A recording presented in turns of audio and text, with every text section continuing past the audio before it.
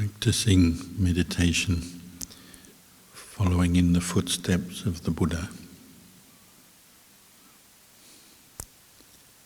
We aim to bring up the qualities of mindfulness and clear, all-round awareness.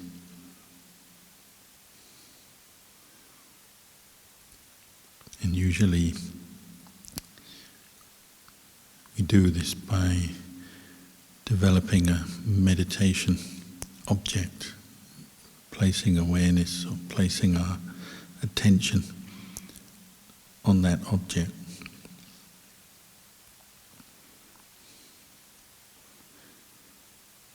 So if you're using the breath as your object, your main aim during the meditation is to keep returning attention to the breath and sustaining attention with the breath, knowing the in-breath, knowing the out-breath. And if you get lost in trains of thought, distracted by hearing sounds or different sensations coming up in your body,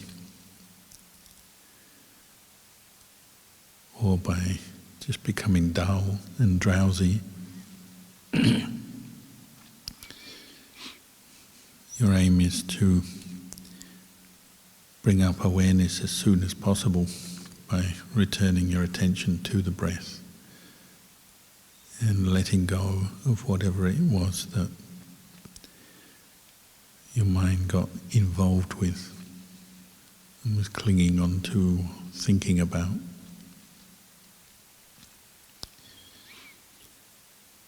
Even dullness and drowsiness we cling to. Our mind moves away from the breath and becomes lost in the experience of drowsiness, the feeling, the daydreams or the dream state that starts to arise as you lose awareness of the breath, so that we no longer know the breath, don't even know our own body. Once we become under the influence of drowsiness and dullness.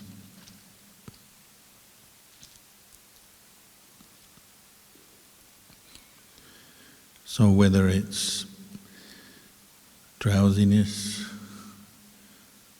or restlessness, thoughts about different desirable objects, whenever we're not with the breath, then something has caught our attention and the mind is off and is on very shaky ground because it's following different trains of thought. We're getting lost into the feeling of dullness and drowsiness. It's the very opposite of the mind that is firm, steady, with continuous awareness.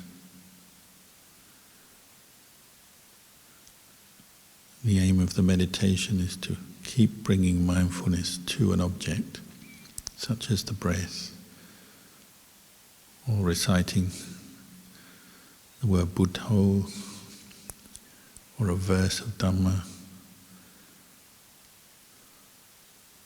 or contemplating the body. There are many objects people use, but the aim is to keep bringing attention to the object and knowing that object from moment to moment, and being willing to let go of everything else. And that requires a lot of patient effort.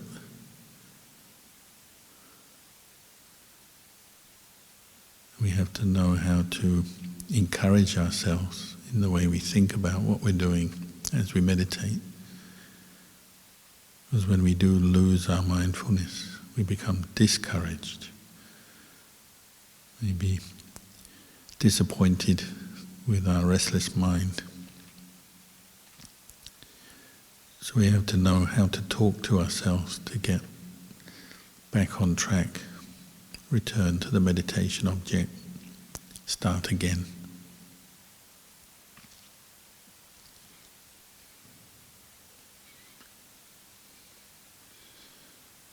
As you meditate, there's really no one moment better than another moment.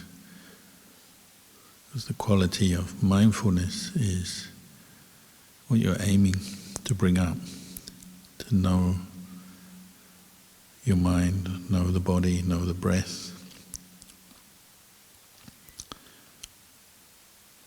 And the quality of mindfulness is characterized by equanimity, balance, just knowing without getting lost or deluded by things. So it's not that one moment of mindfulness is any better than another moment of mindfulness. Your aim is just to know, but it's out of this quality of knowing that we've experienced peace of mind.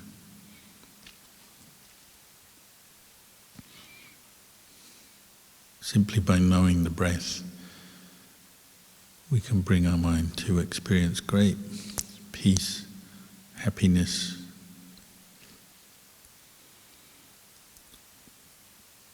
becomes more energetic, brighter. Simply by letting go of everything else.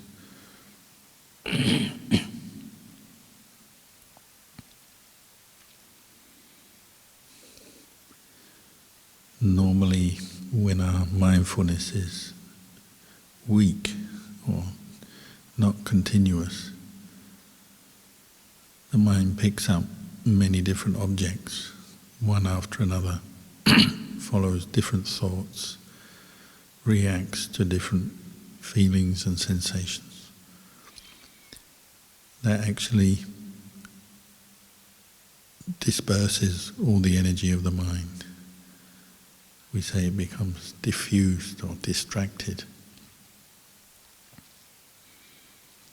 And even though we may feel like we know things as we think, we're not really seeing the mind itself or the thoughts themselves as objects. We're just lost in them. So over time, the mind loses its energy and maybe even becomes stressed, unhappy in one way or another, restless, bored, agitated.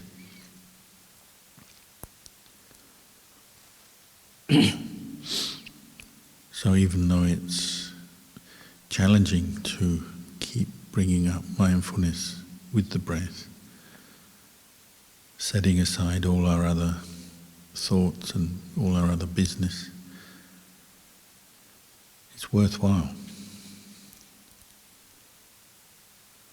Because it's bringing you to know a deeper experience of peace.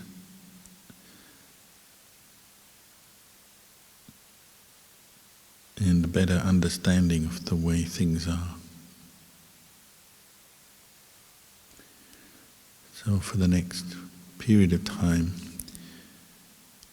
we can quietly practice meditation together and continue until you hear the sound of the bell.